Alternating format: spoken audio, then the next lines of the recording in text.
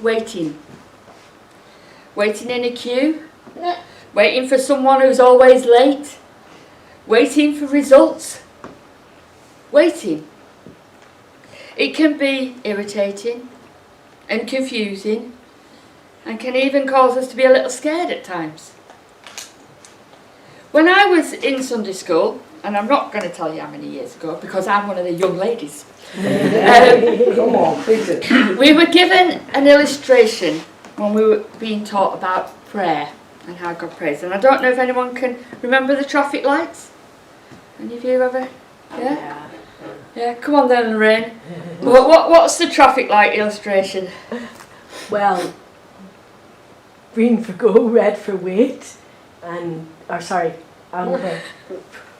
Right, okay. If you think of a set of traffic lights and you think about our prayers to God, sometimes they'll give you a green light and that's yes. Yeah. And sometimes they'll give you a red light and that's no. But sometimes they'll give you an amber light and that's wait. Now, even as a child, I didn't like amber very much.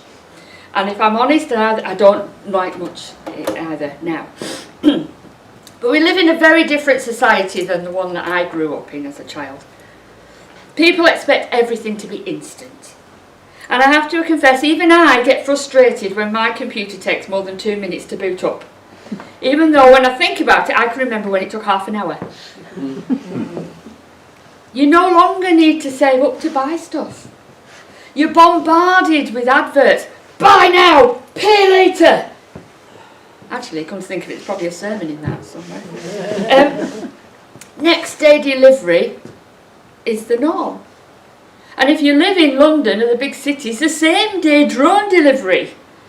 And yet, I'm not quite sure how a 52-inch television would look after it had been delivered by a drone, but we expect it like that. And if we have to wait for something, quite often it seems inferior to us. If it was good, we could have it now. But, you see, God doesn't quite see things the way we see them. And Isaiah writes down something that God says to us. The Lord says, my thoughts are not like your thoughts. And your ways are not like my ways. Though I have to stress here that we serve a God that is more than capable of working in the instant. But he quite often likes to work in the wait. Well, thanks very much, Debbie. That's right encouraging to you all, isn't it? And if I was talking about you and me sorting things out, then yes, I could understand that, but I'm not talking about you and me sorting things out. See, as I just read, God doesn't think like we do. He has a different agenda than we do. And he sees things far deeper than we ever could. The Bible is a storehouse of information and reference material, and it covers all sorts of situations. In fact, every situation that you could find yourself in, basically, it's in there. Because it's full of people like us. They just lived a few years ago. And I'm going to pick 2 people out of that mass of information we've got who had to wait. And they're very different ways of reacting to that situation. Are you the sort of person that gets irritated by having to wait?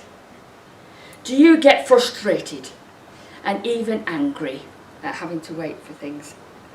Well, you're not the only one. Because tucked away in the Old Testament, there's a little book called Habakkuk. Now, Habakkuk is considered one of the minor prophets. But I don't know about you, but if I had things that I said and recorded put down in the greatest living book of all time, I wouldn't consider myself minor. But even so, he's stuck amongst all the little prophets. You've got your big Isaiah and Jeremiah and Job and Psalms, and then there's a whole section of little books. And Habakkuk isn't actually like a lot of the other prophets in the Old Testament, he wasn't going out and spouting to the people about their shortcomings. And he wasn't declaring something that was going to stand on the street, every street corner, and be read out. Like the tellers that used to go and give the news to everybody. Habakkuk is a transcript of a conversation that he had with God. Now, the children of Israel had once again turned their back on God and his ways. It wasn't unusual. The army of Babylon were amassing on the borders, waiting to invade. And Habakkuk got getting a little bit frustrated by all this, because God didn't seem to be doing what he thought he should. And here is his opening gambit. How long, Lord, must I call for your help, but you don't listen? Or cry to you violence, but you don't save? Why do you make me look at injustice? Why do you tolerate wrongdoing? Destruction and violence are before me. There's strife and conflict abounds. Well, he wasn't pulling any punches, was he? Wouldn't it be good at times to see what's on God's mind? Wouldn't it be great to understand what it is he's planning? And that's the place Habakkuk was in. It's not fair! I'm following what I'm supposed to be doing, and they aren't listening. Why aren't you moving the way that you're supposed to move? I need this thing sorting, and I need it sorting now. Sound familiar to anybody? But then again, maybe you're not the kind of person that gets frustrated with waiting. Maybe you're the kind of person that struggles with inactivity. We automatically lean towards our familiar life. Old friends, old habits, old lifestyles, they don't seem to require any patience or staying power.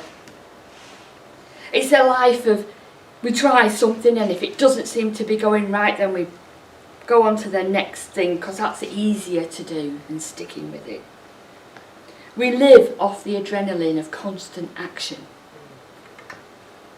And guess what? Once again, there's somebody in the Bible that knows just what that feels like. Picture the scenario. Jesus has come back from the grave. He's appeared to his disciples. This was big news. Surely now was the time to get on the back of the momentum and get out there and take the world by storm. Now Jesus could really show the world what he was made of. And yet, there were no cheerleading processions through Jerusalem. There were no nationwide tours and no book deals. What a lost opportunity. It was like Jesus was just biding his time. Now Peter was an act first, think later kind of guy. Always in the thick of it. Total commitment, totally in there, all his energy. Let's show the world what they're missing. Yet Jesus seemed to be resting and waiting for something. And it's really hard for Peter, because he had to be doing something. And that's what he did. Afterwards, Jesus appeared again to his disciples by the Sea of Galilee. It happened this way. Simon Peter, Thomas, Nathanael, the sons of Zebedee, and 2 other disciples were gathered together. I'm going out to fish, Simon Peter told them, and they said, okay, we'll go with you.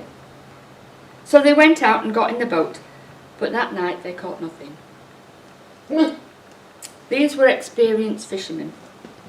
There was no harm in going back to their old life, was there? Now, be assured, they weren't actually doing anything wrong. The thing was, they needed to do, and this doing didn't include Jesus. They'd reverted back to how things had been before they'd met Jesus. They'd gone back to the familiar, to the old ways. They'd done the one thing that they thought they could do, that they were good at. Now, I'm not pretending to know what was on Peter's mind that day, But I can relate to how I would react. And if God isn't moving fast enough or purposefully enough, we often like to revert back to ourselves and our own way of doing it. When we're waiting for God to change that person, fill that building, heal that situation, create that opportunity, if I could just do this, this and that, or if God did this, or said that to that person, or made that happen, it may be worth noting what comes at the end of verse 3. They caught nothing. The Bible tells us of loads of people who didn't see God move as quickly as they thought he should. You've got poor Joseph, who spent years in prison for something he hadn't done, waiting to see God's justice and to see his dreams fulfilled. You've got Elijah, who spent years running away from Jezebel, who wanted his head, until he got to the stage where he curled up on the floor and said, I just want to die.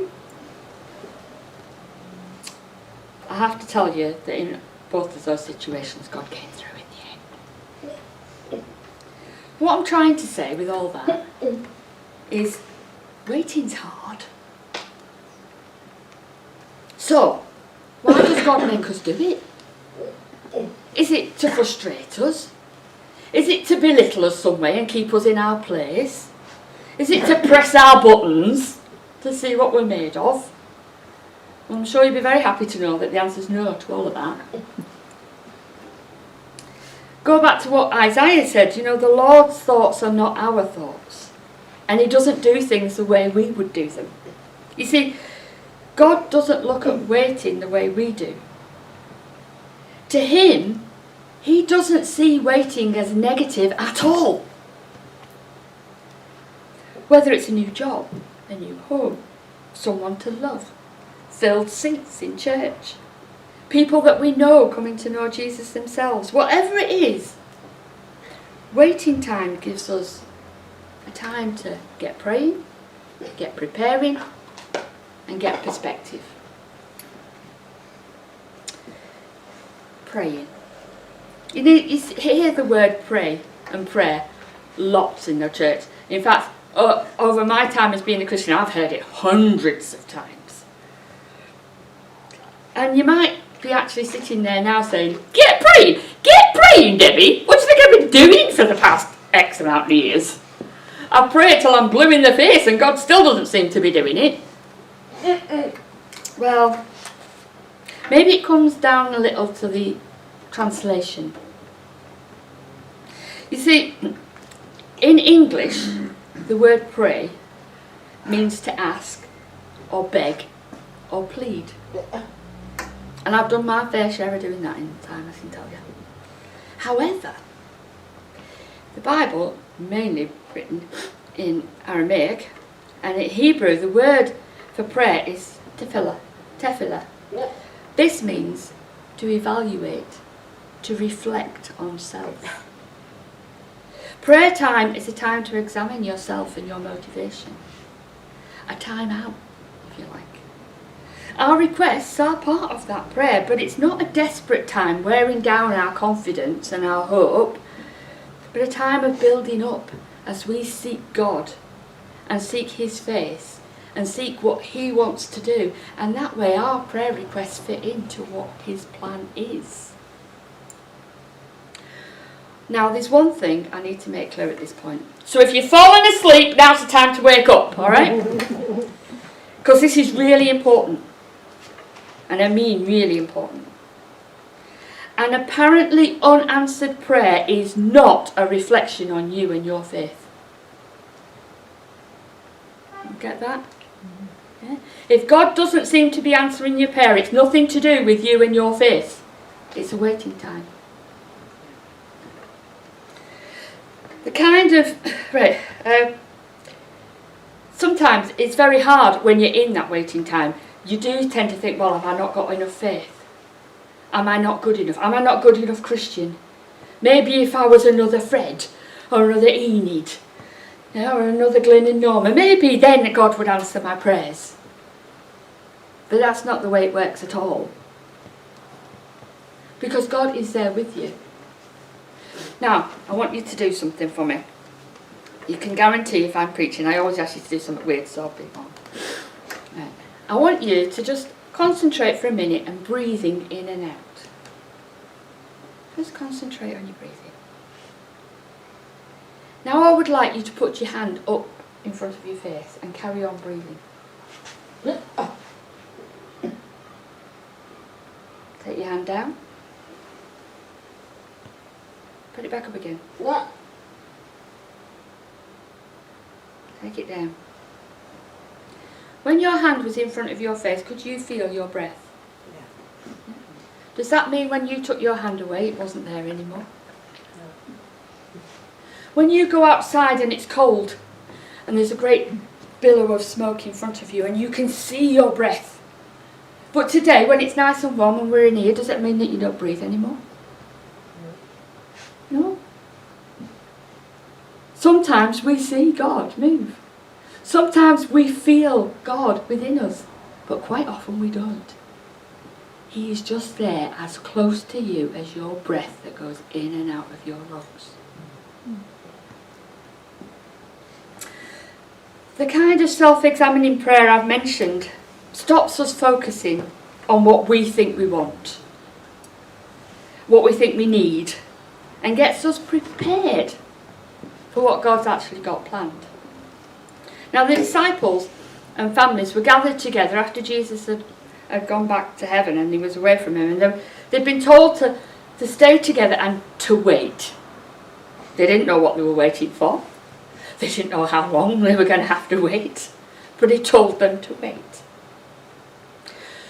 So while they were there, all gathered together in this little room, worried that the authorities were going to arrest them and kill them, they started to plan.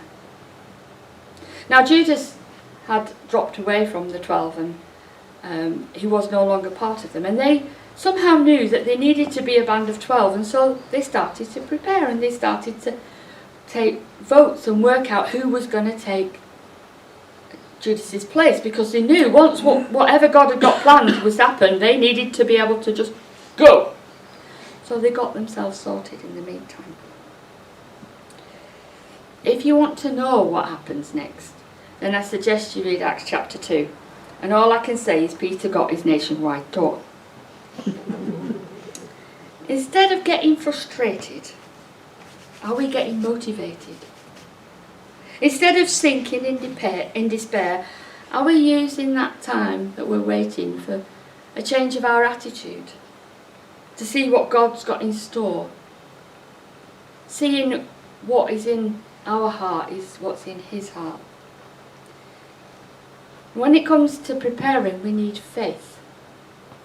Now, faith's often looked at as a noun, just a name that we give that bit of us that believes.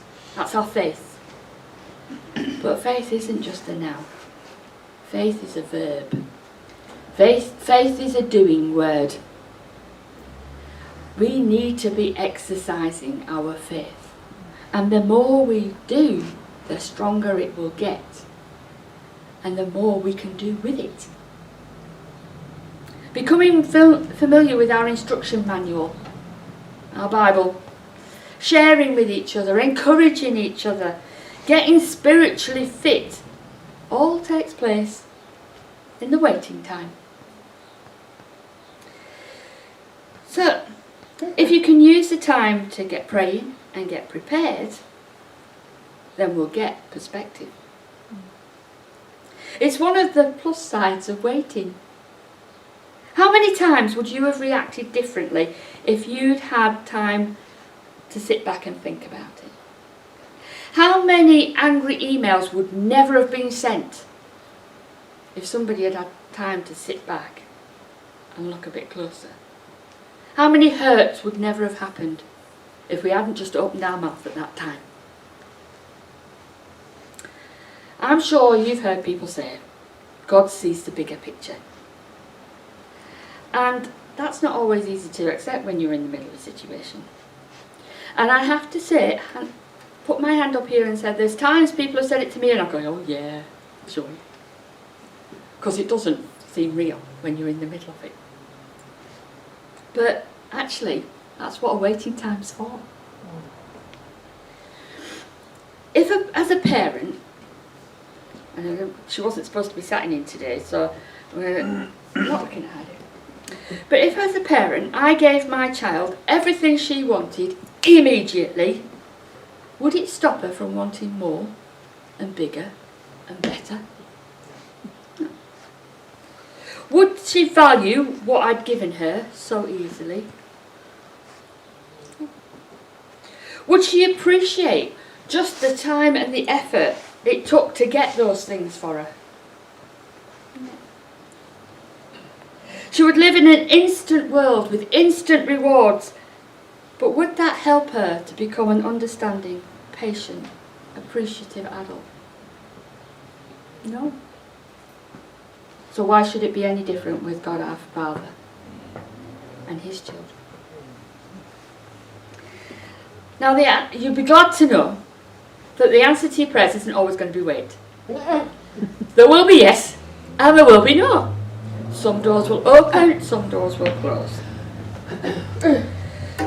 We heard last week, particularly, about lots of people who had answered prayers where God had moved instantaneously. And that's absolutely fantastic, and we need to share more about what God's doing for each of us. And sometimes, even no answers we can seem to take easier than the wait ones. I don't know why that is, but I made you stop and listen to a point I had earlier, and here's another one. A waiting season isn't a wasted season. Remember that. A waiting season is not a wasted season. Isaiah gives a wonderful picture of people that wait on God and His purpose and His timing, and he describes them as an eagle that soars up into the sky.